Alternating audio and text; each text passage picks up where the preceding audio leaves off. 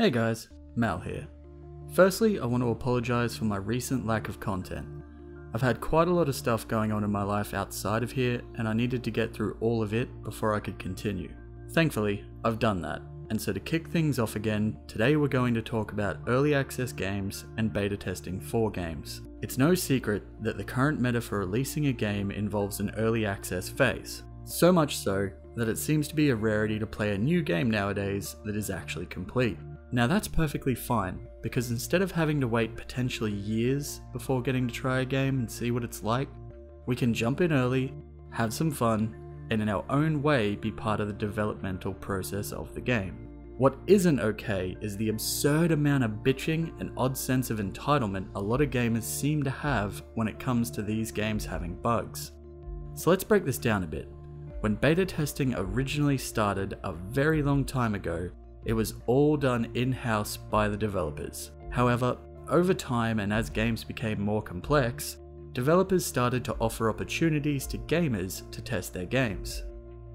This was solely so that they could find and eliminate bugs in their games faster and release sooner. Additionally, this was usually only offered to a small group of people. It was quite exclusive and was considered a privilege to get to help the devs create and fix their game.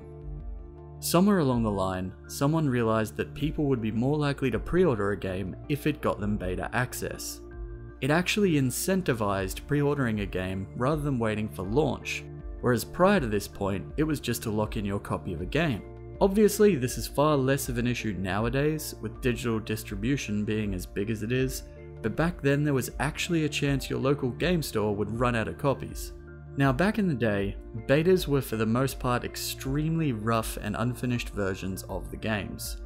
Some of the earlier betas were so far from the final product that you were essentially testing core game mechanics on a single tiny untextured map. Once the developers realized they could make money out of the betas, they very quickly started to polish up their betas and run them later and later in the development process. Some devs even left it until weeks or a month before launch to do so, which personally I feel is far too late to be running your beta testing, especially if you're launching a hard copy of your game in stores. Without even realizing it, this whole process was the early stages of what we now know as an early access release. Devs, or more so publishers, realized that they could sell copies of their games while it was still in the super hyped early developmental stage. They no longer had to wait for the game to be complete and released.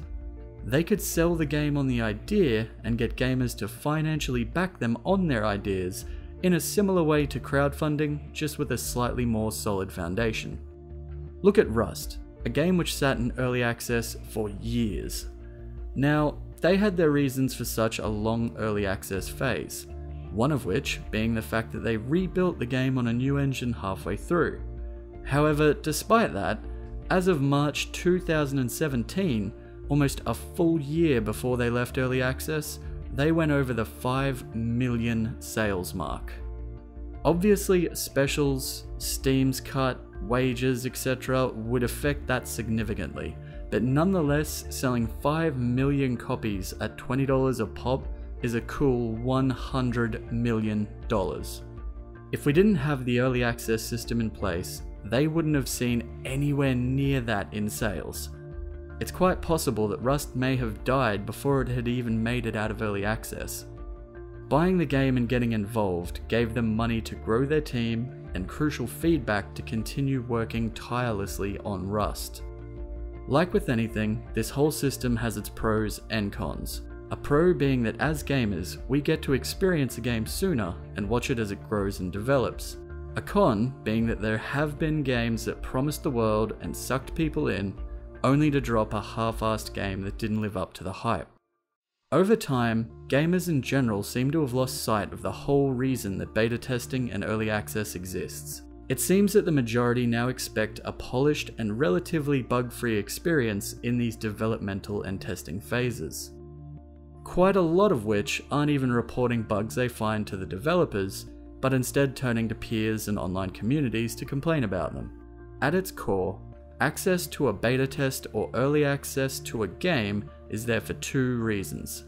The main reason being that the devs need a large group of people that are willing to test and expedite the development process.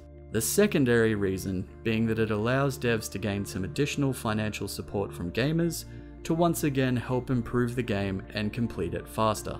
A good example of this is Star Citizen, which on a side note is an absolutely incredible space sim and gaming experience. They opened their doors to gamers incredibly early and actually set a number of funding goals. The idea being the more money they received in pre-orders, the more they were able to add to their game. They started with a $500,000 goal on Kickstarter, which was what they needed to make the core game. However, by the end of that, they had over $2 million in pledges. They very quickly realized that they were making something that a lot of people wanted, and they could aim for the stars with this project. So they set up a number of financial goals, each promising more features and content. They actually set goals all the way up to an ambitious $65 million, which, given they're a new dev company, was seen as a pretty absurd goal. As of today, they have over 2 million pre-orders and have raised $183 million for their game. Now, I bring this game up because it is a perfect example of early access when it is done correctly and gamers actually contribute with helpful information on bugs and such, instead of just bitching about the game being broken or unfinished. When they first let gamers in, it was a mostly unfinished space station, and you could fly around it in space a bit and shoot each other. Over time, and with the support and help from the gamers, they have released far more content and are still hard at work to get everything done and released as fast as possible. Unfortunately, this is the best case scenario, and in recent times, quite a rarity. Now let's take a look at another example which unfortunately hasn't quite received the same support from the community. Escape from Tarkov. For those of you that are unfamiliar with EFT, it's a hyper-realistic FPS with RPG elements, and it is one hell of a ride keeping you on the edge of your seat anytime you're in a match. Now unfortunately, while their dev team is very skilled and has members that have worked on various games such as Stalker and the Mass Effect series, they are a small team.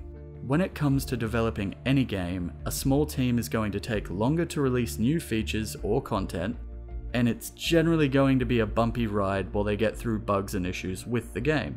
EFT is certainly no exception to this, and given that they are trying to make an extremely rich and tactical experience with an absurd amount of technical features in it, it has been an even bumpier ride.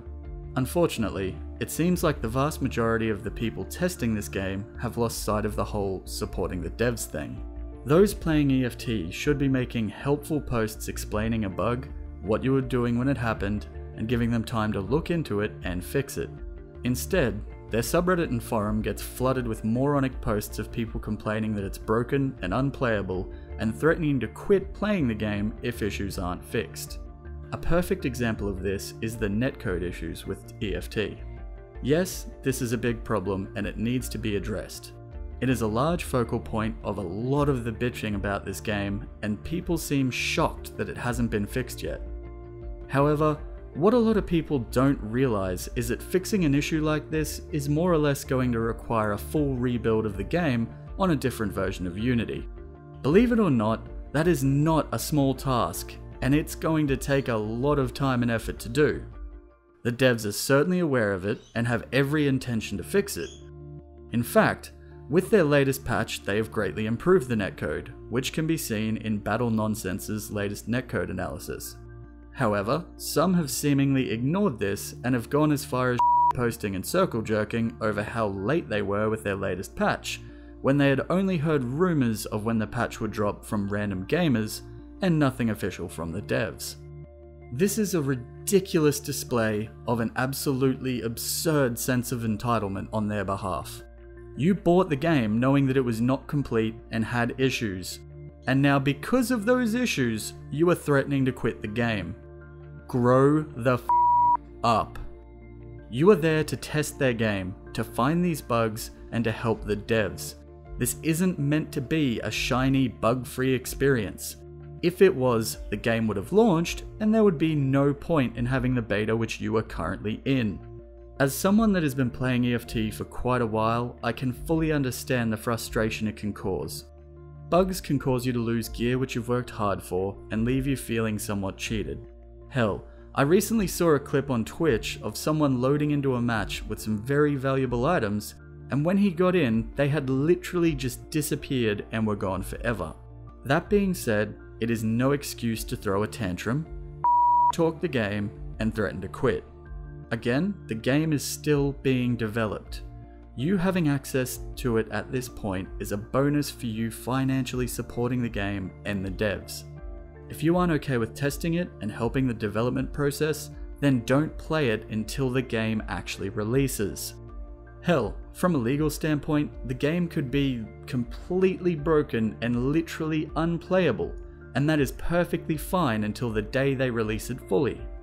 You wouldn't go up to an artist that is 1/3 of the way through a painting and give them shit. You'd wait until they finish the painting and critique it then, so don't do it with games. As I said before, I can fully understand the frustration that bugs in this game can cause, and I'm no saint. I've had times where I've gotten annoyed and angry over things, but I always remind myself of everything I've said here and calm down. Whereas a lot of people have instead opted to make posts about how terrible the game is, how unplayable it is, and how they'll quit if something isn't done about it and soon. Obviously, this is the wrong way to approach games that are still in development. Telling people a game is shit or broken just because it's in development is absurd and will only damage the final product of the game due to people having preconceived ideas that it's bad before they've even tried it. By all means, warn people that the game you're recommending has issues so they're aware of that, but don't condemn a game just because they haven't finished making it. Not only will you be misleading your friends, but you'll also look like an idiot for doing so.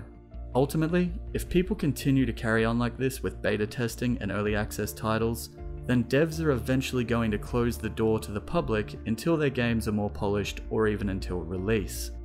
A perfect example of this? Just recently, 2 of the EFT devs publicly announced that they will no longer be visiting or contributing to the subreddit.